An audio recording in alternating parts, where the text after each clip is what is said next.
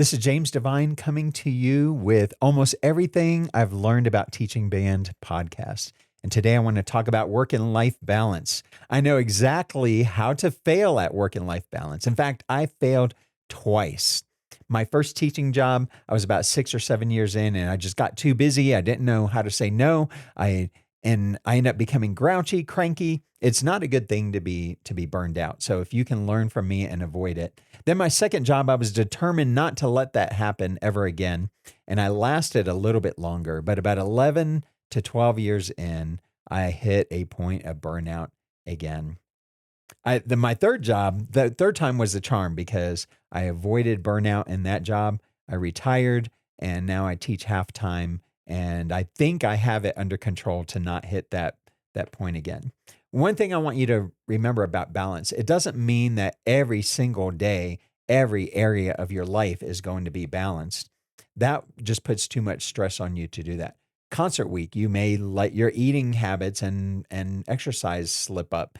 Then the following week, when the concert's over, maybe you spend more time exercising that week. Here are some tips that have helped me out a lot. Don't put school email on your phone. I think this is probably the most important tip. There were so many times I would be laying down to go to bed and I say, well, let me just check my email just to make sure there's nothing about to blow up. And occasionally there was something that blew up. And then I couldn't do anything about it. It was too late to do anything. And so I'd stay up half the night worried about what it might look like the next day when I couldn't even do anything about it. So don't do it. Parents and students do not need 24-hour access to you.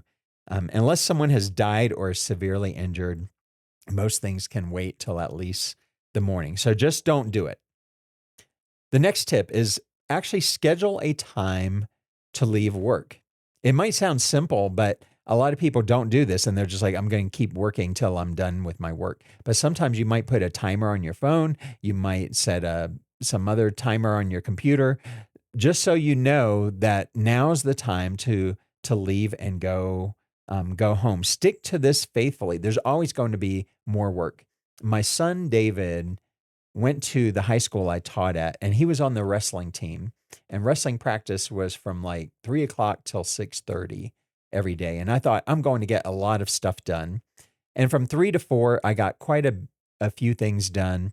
But then from 4 to 6:30, it just felt like I was just sitting at my desk staring at papers or staring at my computer screen.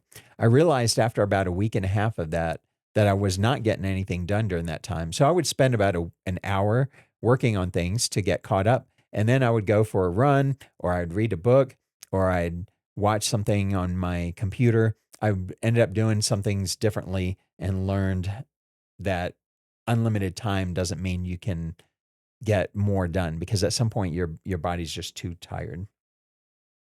Keep a planner. I actually have an old school printed out calendar. It's just the way my brain works. I had a friend one time who was completely digital.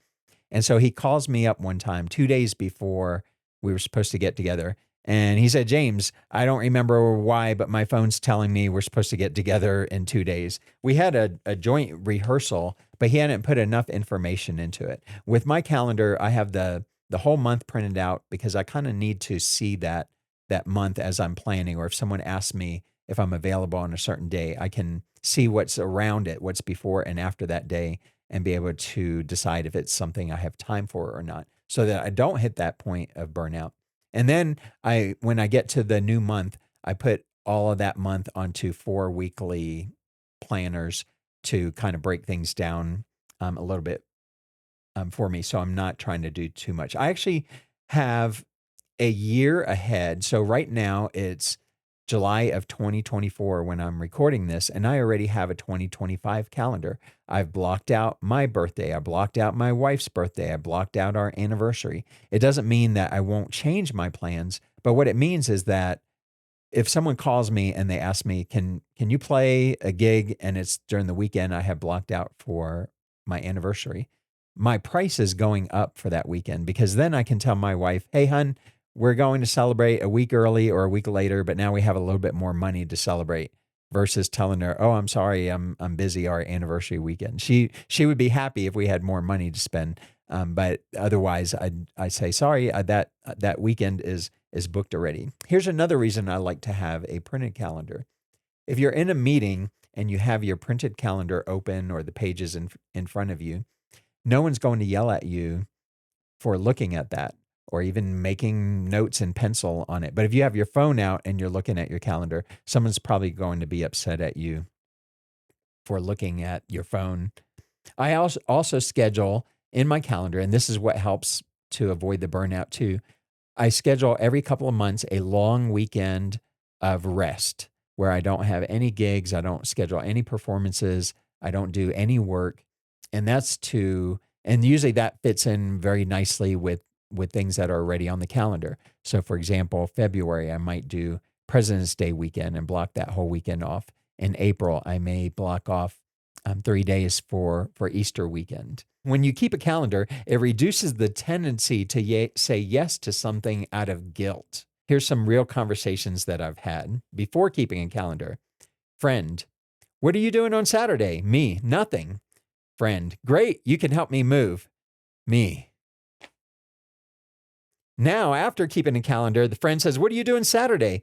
Me, we've got some plans. Why? What did you have in mind? Well, I'm moving and I'm looking for some people to help me. And then I can answer, I wish you would have let me know sooner, but I've got something going on. And now it doesn't mean I won't ever change my plans. And depending on how close of a friend it is or a family member or someone who really needs some help, I'll change my plans and be able to help them. But they're not the ones telling me what to do with my calendar. I'm the one telling my calendar what to do. My wife and I once went over a year when our 4 kids were little. We once went over a year without spending quality time together. We just got so busy, and I was self-employed and mostly working the weekends, and she was going to school the weekdays. And we realized we were grumpy towards each other. We were fighting more often, and we realized we needed that time to spend together. And from that time forward, we set Friday night as our date night. And we have not strayed from that. When we do, we just move it to Saturday, sometimes when something has come up. And that has helped a lot in our relationship. Something else that I'll do is I'll assign jobs to students. There are so many things that students or parents can do that you don't need to do. In fact, I heard one guy put it this way. He said, you shouldn't do anything that doesn't require a music education degree.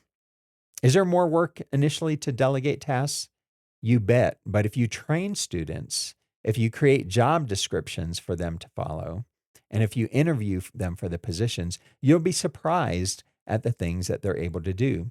I have had a librarian, for example, for many years now. When I taught marching band, I had 2 or 3 students who took care of the marching band uniforms. These librarians of mine, they collect and they sort music for me. I have to invest about half an hour into training them so they know how to do it. And at first that's extra time that I have to invest, but then it saves me a bunch of time for the future. Students can even create concert programs. Is it going to look as good as the professional one you saved on your computer that you've been adding to for many years? No, but it might. They might surprise you. A really creative student who's really into art may create some kind of design that you decide to use for the future. But if they don't have a chance to practice that and to work on those skills, how are they going to get better at doing those kind of things? And then that plus every task you can put on somebody else lets you have more time to devote to teaching the kids in front of you. Do you remember back in the 1980s? Probably not, because I'm an old guy and most of you are probably younger, but back in the 1980s, Nancy Reagan, the wife of President Ronald Reagan, had a drug policy, and it was just say no. And it seems like it was effective. It was a lot of people started doing that. There were commercials all over the place. And that's what you need to do when people ask you to take away your time. And it can be hard to do. And you can't really say it that way. If your boss asks you to do something, you can't just say, no, I'm not doing that. But you can tactfully answer them in a way where you're saying no. So the 13 years that I was at a suburban high school, every year, the athletic director would come to me and say, hey, we've got these basketball games and we want you to play at the basketball games. And I would tell them, that's a great idea, but it's too late for us to get it going this year, because usually they were asking me in December or early January. And then I'd have a new athletic director. And so the same thing would happen. I managed for about 8 or 10 years to avoid doing basketball games altogether. But then when we finally did do them, I was the one who set the controls for that. And I told them, you know what? We're really busy. We just finished marching band season. We're getting ready for festival season. And we can't be doing 18 or 20 basketball games. So we would do one girls' game and one boys' game. And I would let the coaches or the athletic director decide which of those games we were going to do. Many people miss out on the great things in life because they are doing so many good things. They're not in tune with what the Creator has gifted them with. So don't miss the great trying to do the good. My mom was a cruise director for guilt trips. She always made us feel guilty when we would say no, or when we said we couldn't do something. In fact, she has a master's degree in the guilt trip. My sister and I toured the world several times, and we never had to pay a cent for these trips that they took, except for damage to our psyche that we face. I also managed to avoid musicals, helping out with the musical. Now, the choir teacher would sometimes be angry with me because she said, "Why can't you help with the musical?" And I would tell her, we've had our busy times, and now this is our time where we can rest a little bit. And she would try to put a guilt trip on me. And I finally nailed that guilt trip in the head when I said to her, I will help you with the musical if you help us with marching band season. She kind of fluttered her eyes and she said, "That's stupid. I don't want to help with marching band." And I said, "Well, I'm not going to help with the musical." So practice with me for a moment, saying no. You just put the tip of your tongue behind your teeth and say no. Remember, don't really do it like that. But sometimes you have to say no. Say no to overtime so you can say yes to your family. Say no to overeating so you can say yes to a better and healthier life. Say no to going out to eat so you can say yes to your retirement account. And here are some real no's I have said. I said no to playing at coffee houses so I could say yes to spending time at home. I say no every day to candy bars so I can say yes to size 32 pants. I said no at one time to teaching lessons so I could say yes to writing and practicing music. I say no to the snooze button every single day so I can say yes to reading my Bible.